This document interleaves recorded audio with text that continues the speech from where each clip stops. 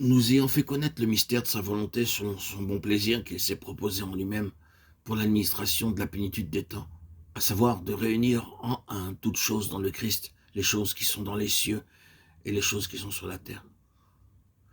En lui, nous avons aussi été faits héritiers, ayant été prédestinés selon le propos de celui qui opère toutes choses, selon le conseil de sa volonté. Et il a assujetti toutes choses sous ses pieds, et il a donné pour être chef sur toutes choses à l'Assemblée. Éphésiens 1, 9, 11 et 22. Il y a dans la déclaration de ce passage trois parties principales.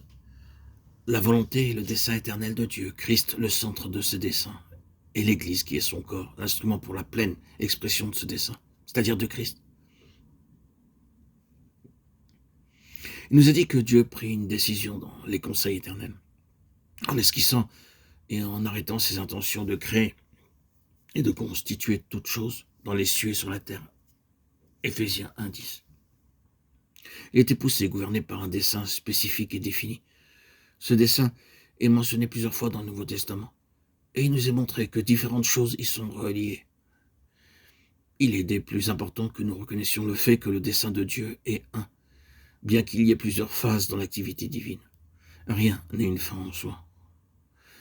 La première loi de la plénitude spirituelle, et remarquons que la plénitude est précisément ce qui est en vue, c'est de saisir le fait et la nature de ce dessein de Dieu qui gouverne tout.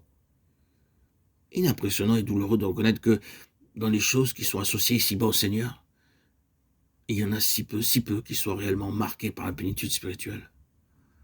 Médiocrité, faiblesse, limitation, pauvreté, défaite, ignorance, immaturité et désappointement caractérisent un si grand nombre d'enfants de Dieu et une si grande part de l'œuvre de Dieu.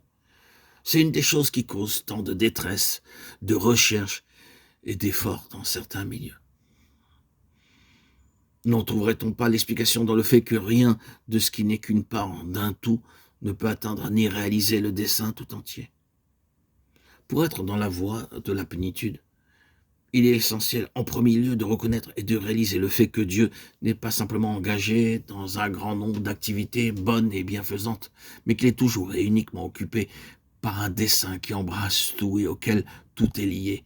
Dieu opère toutes choses selon le conseil de sa volonté. Éphésiens 1, 11. La mesure de la valeur suprême de notre travail correspondra à la compréhension initiale que nous aurons eue d'un dessein seul et unique. Lorsque cela sera établi, nous arriverons bientôt à voir ce qu'est le dessein et comment et par quels moyens il sera réalisé. Lorsqu'un maître a un seul et unique plan auquel il se consacre, il demandera à tous ceux qui travaillent pour lui qu'ils ne se contentent pas de faire différentes choses, si bonnes soient-elles, et constituant même une part de son œuvre entière, mais qu'ils voient au-delà de leur petite part et de leurs propres tâches. Le but est l'objet tout entier afin d'agir positivement en le gardant en vue. Il sera favorable à ceux qui viendront travailler pour lui et aux moyens qu'ils emploieront, dans la mesure où ils auront à cœur le but tout entier. La mesure de ses ressources et de sa plénitude leur sera accordée sur cette seule base. Il en est de même pour Dieu.